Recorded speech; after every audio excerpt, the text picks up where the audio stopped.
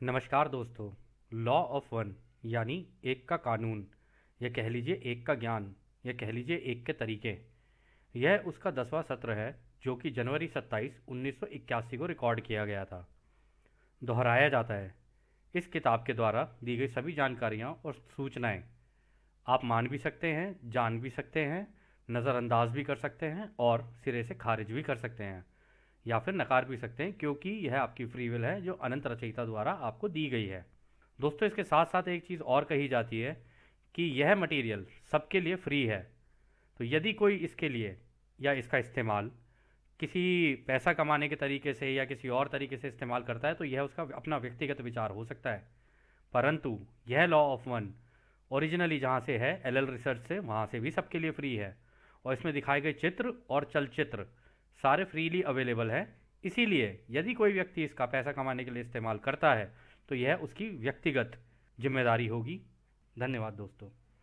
तो पहला सवाल डॉन करते हैं। मैं यह जानना चाहता हूँ कि जब मेल्डेक्स से ये आत्माओं को यहाँ लाया जा रहा था, उस प्रक्रिया को एक के कानून के द्वारा कैसे किया जा रहा था और ये क्यों ज़रूरी था?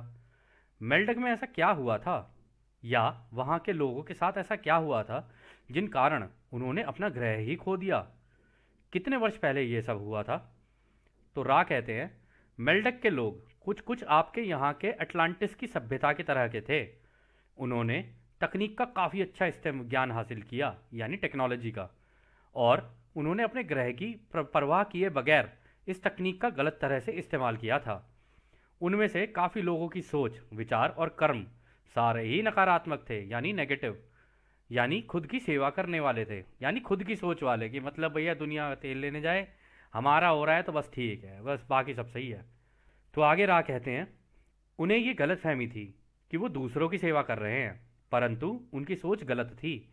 वहाँ ऐसी तबाही आई कि उनका जीवन मंडल ही बर्बाद हो गया, यानी अपना पूरा प्लेनेट ही उड़ा दिया उन लोगों ने, और वहाँ के लोग आपस में भयानक युद्ध करके इसे फाड़ दिया। तो दोस्तों, इसमें कुछ न्यूक्लियर टाइप का कुछ हुआ था। इन लोगों ने लाइन से सारे न्यूक्लियर बॉम्ब फोड़ दिए और पूरा प्लेनेट ही तोड़ दिया अपना, जिसकी वजह से एक एस्ट्रॉयड बेल्ट बनी हमारे ही सौर मंडल के अंदर। यदि आपको देखनी हो तो आप देख सकते हैं। अंग्रेजी में इसको बोलते हैं ASTEROID BELT। तो आप जाकर खुद चेक कर सकते हैं। तो फिर आगे वो कहते हैं, इस तकनीक का इस्तेमाल उन्होंने करीब 7,05,000 साल पहले किया था। दोस्तों, 7 लाख साल पुरानी कहानी है ये। यहाँ पर जीवन चक्र काफ़ी पहले से ही शुरू हो चुकी थी, क्योंकि वहाँ पर पहली घनत्वता के जीवन रूप बहुत पहले से शुरू हो गई थी। तो दोस्तों, वहाँ पे जो पहली घनत्वता होती है ना, पहली घनत्वता में आते हैं आपकी हवा, पानी और क्या कहते हैं, मिट्टी, और आपकी एयर। ये सारी चीज़ें पहले की पहले ही शुरू हो गई थी वहाँ पे। मतलब हवा, पानी, मिट्टी और आग, ये 4 चीज़ें होती हैं जो कि वहाँ पे पहले शुरू हो गई थी। और ये 7,05,000 साल पहले हुआ था। फिर वो कहते हैं, इस घटना से वहाँ के लोगों को इतना आघात पहुँचा कि पूरे के पूरे समूह में अंदर डर की गांठ ही लग गई। तो मतलब जितने भी लोग मरे, उनकी आत्माओं के अंदर जाके लगी गांठ। ये कोई ऐसा नहीं शरीर के अंदर गांठ लग गई हो, आत्मा के अंदर जाके, जिसे हम सूक्ष्म आत्मा बोलते हैं ना, उसके अंदर गांठ लग गई डर की। तो वो कहते हैं, कई समय ऐसे ही गुजर गए, मतलब काफ़ी साल ऐसे निकल गए। हम में से कोई भी उनके करीब नहीं जा पाया, क्योंकि जैसे ही हम उनके पास जाते थे, वो लोग डर जाते थे। कोई भी उनकी सहायता नहीं कर पाया। तो मतलब इतनी ज़बरदस्त गांठ लग गई थी उनकी कि अगर कोई उनको प्यार से यूं भी करे ना कि तू ठीक है मेरे भाई, प्यार से भी अगर उस सूक्ष्म आत्मा से अगर कोई बात करना चाहे ना, कर ही नहीं पा रहा था, क्योंकि डर की गांठ लग गई उसके अंदर। इतना भयानक डर। कोई भी प्लेनेट इस तरीके से फटता ही चला जाए, एक के बाद एक न्यूक्लियर बॉम्ब, भागने का मौका किसे मिलेगा? कहीं नहीं मिल रहा। कहाँ छुपेगा जाके? कहीं नहीं छुप सकता, क्योंकि बीच में से फटा, वो अंदर से फटा, नीचे से। जब नीचे से कोई ग्रह फटता है ना, तो पूरा का पूरा चारों तरफ चीथड़ उड़ जाते हैं उसके। तो फिर वो कहते हैं, फिर करीब 6 लाख वर्ष पहले तब के परिषद यानी कन्फेडरेशन के सदस्य उनके समूह के पास जाने में कामयाब रहे। उन्होंने उनके अंदर जो डर की गांठ थी उसे खोला। परिषद यानी महासंघ की बात हो रही है यहाँ पे। 6 लाख साल पहले महासंघ के लोग गए और उन्होंने जाके इनकी मदद की कि भाई इनकी डर की गांठ खोलो अब, वरना ऐसे तो ये फंसी जाएंगे सारे के सारे, कभी नहीं निकल पाएंगे इस डर से। तो फिर वो कहते हैं, तब उन सभी लोगों को याद आया कि उनमें चेतना है, यानी कि वो हैं। मतलब वो ये भी भूल चुके थे कि मैं हूं भी, मतलब जो आत्मा होती है ना, आत्मा को आप लोगों को लगता है कि उसे पता नहीं होता, आत्मा को ये ज़रूर ज्ञान होता है कि हाँ भाई मैं हूँ, मेरा कोई अस्तित्व है, उसे पता होता है। लेकिन इस केस में उनके साथ वो ये भी खो चुके थे कि भैया मैं हूँ, मैं होने का भी वो हिस्सा खो दिया उन्होंने। तो खैर आगे वो बोलते हैं, जब उन्हें आत्मबोध हुआ तब उन्हें लोअर एस्ट्रल प्लेन में लाया गया, जहां उनका देखभाल किया गया, उपचार किया गया, जब तक कि उनमें से एक की मन शरीर आत्मा पूरी तरह से उस सदमे से उस हद तक ना निकल जाए, और हर इकाई यानी हर हर जो आत्मा थी, सूक्ष्म आत्मा थी, ये समझ पाए कि उन्होंने पिछले जन्म में क्या क्या गलतियां की थी। तो हुआ क्या कि आत्मबोध हुआ, वो कह रहे हैं लोअर एस्ट्रल प्लेन में लाए। तो लोअर एस्ट्रल प्लेन ये होते हैं दोस्तों कि हमारे ना 3 प्लेन होते हैं, एक लोअर होता है, एक मिडल होता है और एक हायर होता है, और इनके बीच में भी कुछ प्लेन्स होते हैं। ये प्लेन्स वो होते हैं जो आत्मा होती है ना, निकल के पहले लोअर में जाएगी, फिर इससे ऊपर जाएगी, फिर इससे ऊपर जाएगी, ऐसे करते करते हायर प्लेन्स के अंदर जाती है धीरे धीरे। पहले तो वो इसी हवा के अंदर रहती है, इसी हवा के अंदर ये लोअर हायर ये सारे बने होते हैं सारे के सारे। तो इसी के अंदर ही वो धीरे धीरे धीरे धीरे जाती है। जैसे कि उन्होंने पिछली बार भी कहा था कि जब कोई व्यक्ति मरता है तो वो एक रोशनी की तरफ चलता है, और जब वो रोशनी तीखी हो जाती है ना, वो वहीं रुक जाता है। ये बिल्कुल वैसी ही कहानी है। तो फिर आगे वो कहते हैं, जब उन्होंने अपना अनुभव ले लिया और अपने सारे जरूरी सबकों को सीख लिया, तब पूरे समूह ने तय किया कि वो अपनी गलतियों का पश्चाताप करेंगे। फिर वो आगे बोलते हैं, इस उद्देश्य के लिए उन्होंने अपने ग्रह में जन्म लेने का, आपके ग्रह पे जन्म लेने का फैसला किया, परंतु मानव रूप को स्वीकार नहीं किया। इस अनुभव को वो तब तक नहीं करना चाहते थे जब तक कि वो अपने सारे बुरे कर्म जो उन्होंने विनाश किया था उसे भूलकर दूसरों की सेवा करना ना सीख जाएं, प्यार करना ना सीख जाएं। तो उन्होंने यहाँ पे आए तो सही इस ग्रह के ऊपर, पर ये नहीं किया कि हाँ भाई हम कोई इंसान का रूप लेंगे, ना ना, मिला ही नहीं। मिला क्या, नहीं खुद ही नहीं चुना। ऐसे कर्म करने के बाद जब आत्मा जाती है, जब उसको ये चेतना का एहसास होता है कि मैं हूँ, और ऐसा कर लेती है, जब वो तो कर लेती, तब उसे एहसास होता है कि मैंने क्या कर दिया, मैंने करने कुछ गया था, करने कुछ गई थी, कर कुछ दिया मैंने। तो इस चक्कर में वो उन लोगों ने कहा नहीं, हम नहीं ले रहे इंसानों का रूप, क्योंकि हमें पता है कि अगर हम इंसान के रूप में गए तो हम ये फिर यही उल्टी हरकत करेंगे और इस ग्रह को भी फाड़ देंगे हम लोग बीच में से। तो फिर वो आगे कहते हैं, क्योंकि ये उन मेल्डेक के लोगों के अधिकांश लोगों का फैसला था, आपके ग्रह में ये स्थानांतरण यानी ये जो माइग्रेशन हुआ ना वहां से यहाँ पर जो उठा के लाया गया उनको, कहते करीब 5 लाख वर्ष पूर्व होना शुरू हो गया था। मतलब 7,05,000 साल पहले ये हुआ पूरा ड्रामा कि प्लेनेट फाड़ दिया। फिर 6 लाख साल यानी 1,05,000 साल तक उनके पास कोई जा ही नहीं सका।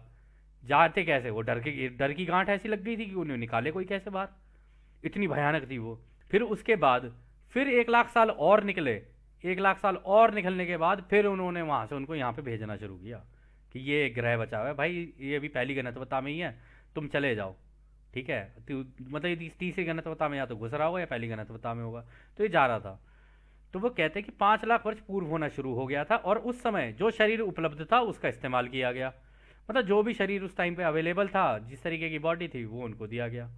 तो डॉन कहते हैं, उस समय जो शरीर उपलब्ध थी क्या वो वानर प्रजाति के थे? तो रा कहते हैं हाँ ये सही है। तो ये जो बोला जाता है ना दोस्तों, हम वानर प्रजाति से आए हैं, है ना, और रामायण में भी दिखाया गया कि वानर सेना पूरी लड़ जाती है उससे, रावण से। तो कहानी कुछ इसी तरीके की कि कुछ उस ग्रह पे हुआ था, वहां से यहाँ पे ट्रांसफर हुआ। तो वो जितनी भी वानर प्रजाति, इस किताब के मुताबिक तो यही है दोस्त। तो वो कहते हैं कि वानर प्रजाति के थे। अब वानर प्रजाति के थे तो यहाँ पे उन्हें वानरों का ही रूप मिला, इंसान का कोई कैसे दे दे उनको। हालांकि 5 लाख साल पहले तो इंसानों की प्रजाति थी नहीं, यहाँ पे बंदर ही हुआ करते, सारे किंग कॉन्ग टाइप के जैसे नहीं होते वैसे। तो फिर आगे डॉन पूछते हैं, और क्या मेल्डेक के लोगों में से किसी का भी अभी तक रूपांतरण हुआ है? मतलब क्या वो बंदर से इंसान बने हैं क्या, या वे अभी तक दूसरी घनत्वता में ही हैं यानी बंदर के रूप में ही हैं, या वो लोग किसी तीसरी घनत्वता के ग्रह का निर्माण कर रहे हैं, यानी कि भाई उनके लिए कोई तीसरा ग्रह बन रहा होगा, मतलब एक और ग्रह बन रहा होगा, तब जाके इनको उठा के वहाँ रखा जाए कि भाई अब तुम बंदरों से इंसान बनोगे तो तुम एक काम करो, तुम यहाँ नहीं कर रहे तो तुम उस ग्रह पे कर लो। तो रा कहते हैं, इनकी चेतना हमेशा से तीसरी घनत्वता की ही थी, परंतु उन्होंने दूसरी घनत्वता में ही रहना बेहतर समझा, क्योंकि दूसरी घनत्वता की चेतना में रहने पर वे निपुण और हेर फेर करने वाले नहीं होते, जबकि तीसरी घनत्वता में उन्हें यह निश्चित नहीं था कि वे दूसरों की सेवा करेंगे या नहीं करेंगे। हो सकता है कि वह करने लग जाएं, और उन्होंने पहले किया था। तो उन्होंने क्या किया कि देखो इस केस में हुआ क्या कि उन्होंने कहा कि भाई एक काम करो, हमने जिस तरीके के कर्म किए हैं ना, सारी की सारी सभ्यता के मैक्सिमम लोगों ने ये डिसाइड किया, जैसे यहाँ पर भी होता है भाई मेजॉरिटी विंस, मेजॉरिटी विंस, तो मेजॉरिटी ही थी वहाँ की, उन्होंने कहा भैया हम नहीं कर रहे ये, हमें पता है कि हम इंसान के रूप में आए तो हम इस ग्रह का भी यही हाल करेंगे। तो कहते हैं कि अभी जो ये है ना, ये इन्होंने दूसरी वाला इंसान का अभी बंदर का ही जमीन वो लेके और तुम्हारे ग्रह पे ही जी रहे हैं अभी ये। तो ये जितने भी आपको वानर दिख रहे हैं ना, ये भी अपनी दूसरी ग्रहत्वता पूरी कर रहे हैं और सीख रहे हैं ये प्यार का तरीका। अब प्यार का तरीका सीखने का क्या होता है, एक बंदर की माँ अपने बच्चों को प्यार करेगी, बंदर अपने बच्चों को प्यार करेगा, समूह होंगे बीच में। लेकिन इनके अंदर अगर आप नोटिस करोगे, इनके अंदर आज भी वही चीज़ है आपस में लड़ने की। एक गुट दूसरे गुट से लड़ेगा, एक इनके अंदर लीडर होगा दादा बंदर। तो इस तरीके की हायरार्की उनके अंदर भी है कि हाँ भाई एक टॉप में दादा बंदर बैठा है जो घर का सबसे बड़ा मुखिया होगा, फिर उसके नीचे सारे होंगे। इस तरीके की सारी कलाकारी वहाँ पर भी थी। और वो भी इसीलिए क्योंकि उनको ये पूरा निश्चित नहीं था उनको अंदर से कि वो दूसरों की सेवा करेंगे या नहीं करेंगे। उन्होंने कहा नाना बंदर रह के कर लेते हैं जो भी करना है, अभी चुपचाप इसी में पड़े रहो जो भी है। तो फिर डॉन आगे कहते हैं, फिर भी उनमें से कोई तो ऐसा होगा अब तक जो कि इस 75,000 साल के चक्र को पूरा करने के बाद दूसरे से तीसरी घनत्वता में आ पाए हों। मतलब फिर भी कोई तो होगा यार, 75,000 साल निकल गए हम इंसानों की सभ्यता के, कह रहे कोई तो होगा जो दूसरी में से बंदर से इंसान बना हो। तो रा कहते हैं इनमें से कई लोगों ने अपने कर्मों को समझा और सबक सीखकर ठीक भी किया था, तथा उनकी तीसरी घनत्वता के चक्र को तीसरी घनत्वता के शरीर में स्वीकार किया गया। उनमें से कई लोग थे जो आगे बढ़ गए, उन्होंने किसी और तीसरी घनत्वता के ग्रह पे जन्म लिया। उनमें से कुछ लोगों ने अपने ग्रह की तीसरी घनत्वता में भी जन्म लिया, मतलब आपके ग्रह के, कह रहे उनमें से कई ऐसे हैं जो अभी भी दूसरी घनत्वता में ही हैं। उन्होंने अभी भी अपना सबक नहीं सीखा है, इसलिए वो वहीं ठहरे हुए हैं। तो ऐसा नहीं है, उन बहुत सारे बंदर थे अलग अलग तरीके के, तो उन बंदरों में से कुछ कुछ लोगों को तो हो गया। अब जैसे बंदरों में जनरली ये होता है कि जो माँ होती है ना, उसको अपने बच्चे से प्रेम होता है ना, बच्चे को माँ से प्रेम होता है, तो वहाँ से सीखना शुरू करता है वो। अब बाप को भी अगर बच्चे से प्यार होगा तो ऐसे धीरे धीरे करके शुरू होता है। अब जिन जिन को वो प्यार का समझ में आ जाता है, तो जब वो मरते हैं तो फिर उन वो वहाँ जाते हैं, वो कहते हैं कि हाँ अब हमें लग रहा है हमें प्यार थोड़ा बहुत समझ में आया है। तब उन्हें उठा के किसी और ग्रह पे रखा गया। अब वो कहाँ रखा गया, इतनी पूरी अनंत रचना है उसके अंदर, कहाँ पे रखा होगा हमें पता नहीं, ना ही इस किताब में शायद बताया आगे। तो कह रहे कि कुछ तो वहाँ चलेगा और कुछ ने कहा कि नहीं नहीं हम इसी ग्रह पे कर लेते हैं, कोई बात नहीं हम इस ग्रह पे आ जाएंगे, मतलब हमारे ग्रह पे जिसे हम अर्थ बोलते हैं। तो आगे डॉन कहते हैं क्या वो बिगफुट जैसा है कि आपने बताया था, मतलब बिगफुट जैसे हैं क्या। तो रा कहते हैं हाँ वो एक तरह के बिगफुट है, यानी एप्स की बात हो रही है यहाँ पे, जैसे वो नहीं होते चिंपैंजी वगैरह, उनकी बात हो रही है यहाँ पे। तो डॉन कहते हैं तो जो अभी हमारे ग्रह के इंसान हैं उनमें से कुछ मेल्डेक से आए हैं और कुछ मंगल ग्रह से आए हैं। क्या कुछ अलग जगहों से भी इस धरती पर इंसान आए हैं क्या, मतलब जिन आत्माओं ने यहाँ पे इंसान का रूप लिया है। तो रा कहते हैं हाँ वो सारे लोग जो आज आपकी धरती पर है, वो लोग इस पूरी सृष्टि से अलग अलग जगहों से यहाँ पर आए हैं। जैसे कि जब किसी ग्रह में एक चक्र पूरा होता है तो वो लोग जो सबक सीख नहीं पाते हैं और उन्हें दोहराना पड़ता है, तो उन्हें इस ग्रह में भेजा जाता है और वह अपना सबक दोबारा सीख सकते हैं। यहाँ पर सीखने आते खुद ही चुनते हैं इस ग्रह को। आप लोग जो जितने भी लोग आप देख रहे हो ना, अगर आप इस ग्रह पे हो इस किताब के द्वारा, तो ऐसा नहीं है कि ये आप ऐसे ही आ गए यहाँ पर कि जी मरे और फिर ऐसे ही आ गए, ना ना आपका चुनाव है ये सब कुछ। जो भी चीज़ें हैं अभी आप देखते जाना, आगे आपको पता चलेगा आपकी ज़िंदगी में जो जो चीज़ें हो रही ना आपने कैसे चुनी है, आपको सब पता चल जाएगा इस किताब के द्वारा। फिर वो कहते हैं इस प्रकार आपके ग्रह में मेल्डेक से मंगल ग्रह से तथा बड़ी संख्या में वो लोग हैं जो अपना चक्र दोहराने यहाँ आए हैं। मतलब कि कुछ लोग ऐसे हैं जो कि भाई मेल्डेक से आ गए, कुछ मंगल ग्रह से आ गए, कोई अलग अलग अलग अलग ग्रहों से आए लोग उठ उठ के। उनकी दिशा अलग अलग है, इसलिए उनकी सोच को एक तरह करना संभव नहीं हो पाता है, चाहे उन्हें कितना भी सिखाया जाए। मतलब कि देखो दोस्तों, इस ग्रह पे ना अगर आप देखोगे भी ना, मतलब हमारे ग्रह पे सबकी सोच अलग अलग है। कोई किसी किसी देश में पैदा हुआ है, कोई किसी देश में पैदा हुआ है, सबके अपने अपने कल्चर हैं, उसको फॉलो करते हैं सबके सब। तो इसीलिए भी यहाँ पे पहले क्या होता है, गुट बन जाते हैं सबके अलग अलग, किसी ने ये गुट बना लिया, किसी ने वो गुट बना लिया, किसी ने कुछ किसी ने कुछ। तो अगर देखा जाए तो सारे के सारे अलग ग्रहों से हैं, लेकिन सब अपनी अपनी रिपीट कर रहे हैं, यहाँ पे कोई अलग नहीं है किसी दूसरे से वास्तविकता में। तो आगे डॉन कहते हैं जब मेल्डेक को तबाह किया गया था तो क्या उस समय वहां पर सभी लोगों को दिक्कतें हुई थी, या कुछ ऐसे लोग भी थे जो बच गए थे, जो कि थोड़े विकसित हो चुके हों और जिन्हें किसी और ग्रह में स्थानांतरित कर दिया गया हो, यानी किसी और ग्रह पे भेज दिया हो, क्या ऐसा हुआ, ये सारे के सारे ऐसे थे। तो रा कहते कि इस तबाही से कोई भी नहीं बच सका, सारे ही निपट गए एक साथ ही। कहते इस तबाही ने ना तो ग्रह बचा और ना ही लोग, सारे ही हवा में झूल गए जितने भी थे। उनमें से एक भी ऐसा नहीं था जिसके भीतर डर की गांठ न लगी हो। तो फिर डॉन कहते हैं, क्या इस तरह का खतरा इस समय पृथ्वी में होने की संभावना है? तो रा कहते हैं, यदि पूरे ग्रह के लोगों के मन, आत्मा और शरीर के भविष्य का अंदाजा लगा है तो संभावना कम है। मतलब सारे लोग नहीं मांग रहे हैं ऐसे कि जी हमें न्यूक्लियर वॉर चाहिए, न्यूक्लियर वॉर चाहिए, मांग नहीं रहा है कोई। हाँ वो बात और है, अगर सबने मांग लिया ना कि हाँ इससे युद्ध करो, उससे युद्ध करो, इसने हमारा ये कर दिया, इसने हमारा वो कर दिया, फिर तो हो जाएगा ये काम, फिर तो पक्का हो जाएगा। तुमने मांगा तो तुम्हें मिलेगा ही मिलेगा, ये पक्की बात है। तो फिर आगे वो कहते हैं, परंतु हम निश्चित नहीं है कि आपके पास जो तकनीक आई है उसका आप किस तरह इस्तेमाल करेंगे। ये दूसरों के भले के लिए होगा या उसका उपयोग तबाही लाने में होगा। तो रा भी यही कह रहे तुमने न्यूक्लियर वेपन बना तो लिए हैं सब देशों ने, कह रहे लेकिन हमें नहीं पता कि तुम इसका इस्तेमाल कैसे करोगे, कैसे नहीं करोगे। तुम इसका इस्तेमाल दूसरों के उपयोग के लिए करने वाले हो या इसको तबाह करने के लिए करने वाले हो। और अभी अभी दोस्तों रिसेंटली पता चला है कि पहले तो न्यूक्लियर फिजन के बम थे, अभी रिसेंटली न्यूक्लियर फ्यूजन के बम बन गए हैं, जो कि उससे भी घातक हैं, बहुत ही ज़्यादा घातक हैं ये। तो खैर आगे रा कहते हैं हमारी समझ से आपके धरती के लोगों के मन तथा आत्मा को दिशा देने की ज़रूरत है, ना कि इन खिलौनों को तोड़ ही दिया जाए। क्या ये सभी चीज़ें रचयिता का हिस्सा नहीं है? इसलिए स्वतंत्रता पूर्वक चुनना आपका सम्मान और कर्तव्य है। कहते कि ये आपके ऊपर है दोस्तों, बना तो लिए हैं तुमने, तुम देख लो तुम्हें क्या करना है क्या नहीं करना है, कर तो लिया है तुमने सारा कुछ, तुम्हें चाहिए न्यूक्लियर युद्ध तो तुम्हें मिल जाएगा। तो फिर डॉन कहते हैं जब कोई आगे से घनत्व तो फिर डॉन कहते हैं जब कोई आगे के घनत्वता में जाने के तैयार हो जाते हैं तथा वो चक्र के अंत में एक ग्रह से दूसरे ग्रह में जाते हैं, तो उससे या उसके क्या कारण होते हैं कि वो एक ग्रह से दूसरी जगह जाते हैं।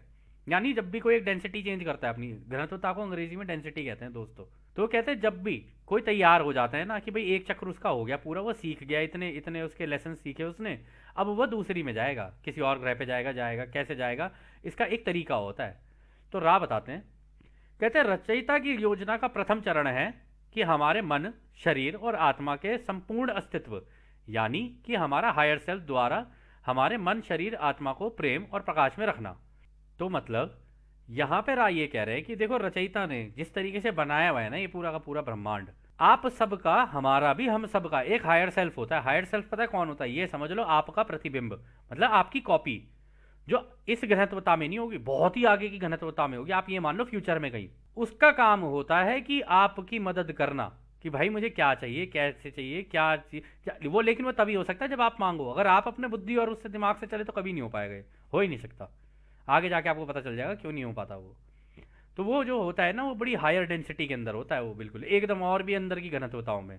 तो उसका काम ये होता है कि वो आपको जब जब भी कोई व्यक्ति मरे, क्योंकि उसका खुद का हायर सेल्फ है, उसकी जिम्मेदारी होती है कि इसको उस प्रकाश में, प्रेम और प्रकाश में रखे, और फिर वो चलना शुरू होता है। और उसके साथ साथ उसका हायर सेल्फ भी चलता है कि जी ये मेरा छोटा भाई है और मैं छोटा भाई के, मेरा छोटा प्रतिबिंब है, मैं इसका बड़ा, मैं इसका फ्यूचर हूँ, हम दोनों साथ साथ चल रहे हैं। और फिर वो देखता है कि हाँ भाई अब इसको तीव्र लग रही है ये चैता की रोशनी, यहाँ रुक जा तू, तेरी इच्छा है, वो वहीं रुक जाता है फिर उसके बाद। तो खैर आगे बताते हैं रहा, यानी कि मरने के बाद जो हमारा हायर सेल्फ होता है वो हमारे मार्गदर्शन देता है तथा हमें रचयिता के प्रेम और प्रकाश में लेकर जाता है। ये इसलिए होता है ताकि ये निश्चित हो सके कि आपके अच्छे से हीलिंग हो सके और आपके अंदर कोई भी रुकावट नहीं हो। इसे ठीक होने में हर व्यक्ति को अलग अलग समय लगता है। तो मतलब दोस्तों होता क्या है ना कि जब मर के जाता है ना कोई व्यक्ति, अब मान लो कोई एक्सीडेंट से मर गया, कोई ऐसे मर गया, किसी को हार्ट अटैक आ गया, किसी को कुछ आ गया, कोई ऐसी नॉर्मल मरा अपनी पूरी जिंदगी जी के, तो हर किसी की ना हीलिंग जरूर होती है। हीलिंग मतलब उसका इलाज जरूर होता है आत्मा का, पहले उसकी पूरी की पूरी तैयारी होगी। आप हम लोग जैसे कर देते हैं ना क्रियाक्रम किसी का, या जो सबके अलग अलग तरीके होते हैं, हम कर देते हैं ना, असली काम तो इनका होता है उसके बाद कि भाई इसको लेके जाओ, अब इसकी तैयारी करो, पहले इसकी पूरी आत्मा को हील करो, ठीक करो, कह रहे उसके बाद देखो ये आगे कहाँ जाना चाहता है, इसकी इच्छा है। और कहीं पर भी आपकी आज़ादी का उल्लंघन नहीं होता इस पूरे प्रोसेस में, जहां जहां आप मांगते जाओगे वैसे वैसे आपके लिए चीज़ें होती चली जाएंगी। और वो बता रहे हैं ना हर व्यक्ति के लिए अलग अलग हो सकता है, तभी हम कह रहे हैं कि यार हो सकता है कि कोई एक्सीडेंट से मर जाए, कोई ऐसे मर जाए, कोई वैसे मर जाए, जैसे भी मरे हीलिंग तो उसकी होनी होनी है, कुछ भी कर लो। तो फिर रा कहते हैं ये होने के बाद आपके पिछले सारे चक्रों के अनुभवों को घोलकर छाना जाता है बच जाता है केवल शुद्ध अनुभव। तो होता क्या है पता है दोस्तों, इस केस में ये होता है कि जैसे मान लो आप अपनी हम मान लो हम किसी का एक उदाहरण लेके चलते हैं, किसी भी एक्स वाई जी का उदाहरण ले लेते हैं। अब मान लो उसको इस एक चक्र के अंदर, जो एक चक्र होता है ना, 25-25 हज़ार साल के 3 होते हैं ये। अब कोई पहले 25 हज़ार साल में निकल जाएगा, कोई दूसरे में निकल जाएगा, कोई तीसरे में निकल जाएगा। कोई ऐसा कलाकार होगा उससे पहले में भी निकला गया, उससे दूसरे में भी नहीं निकला गया। पर कोई कोई कलाकार ऐसा भी होता है कि वो पहले में भी नहीं निकल पा रहा, दूसरे में भी नहीं निकल पा रहा और तीसरे में भी नहीं निकल पा रहा, निकल ही नहीं पा रहा है वो इस माया जाल से। मतलब तीसरी घनत्वता के माया जाल से निकल ही नहीं पा रहा है वो। तो इस केस में होता क्या है ना, आपकी जितनी पुरानी जिंदगियां होंगी, जितनी भी हैं, उन सब की पूरी फिल्म होगी। एक फिल्म सी होती है ये, आप ऐसे समझ के देखो कि आंख के सामने वो अपनी फिल्म पूरी देखेगा अब, कि उसने किस जन्म में क्या किया था। अब उसके अंदर जो जो चीज़ें उसने रिपीट की हैं, जैसे मान लो वो रोज़ एक ही तरीके का खाना खा रहा है, या रोज़ ऑफिस जा रहा है, ठीक है, या रोज़ गाड़ी चलाया जा रहा है, सारी चीज़ों की, सारी जितनी चीज़ें वो कर रहा है ना, वो सारे अनुभव अपनी आंख के सामने देखेगा। उसमें से जो जो रिपीट होंगे ना, उन्हें हटा दिया जाएगा, उसकी एक कॉपी रखी जाएगी बस। मतलब जो जो बार बार दोहराए जा रहे हैं उसकी एक कॉपी रखी जाएगी, बाकी सारे ऐसे सीरीज में चलेंगे कि हाँ भाई एक फिल्म सी चल रही है। वो जाके उसका एक टोटल अनुभव बनता है, एकदम प्योर प्योर अनुभव। तो ये कह रहे हैं ना, यहाँ पे उसे घोल दिया जाता है सारे अनुभवों को, मतलब ये सारी जो पिक्चर है ना उसकी, वो घुल जाएगी पूरी की पूरी। फिर उसके अंदर से जो प्योर रह जाएंगे ना, कि इसने कहाँ कहाँ पे नई चीज़ें की, ये नहीं कि भाई वो करता ही चला गया। नई नई चीज़ें क्या की इसने, जो जो इसने नई नई चीज़ें की हैं अपनी ज़िंदगी में, वो है इसका प्योर अनुभव। ये अनुभव अब लेके अब टोटल इसका जो हुआ है उसको लेके अब आगे जाएगा।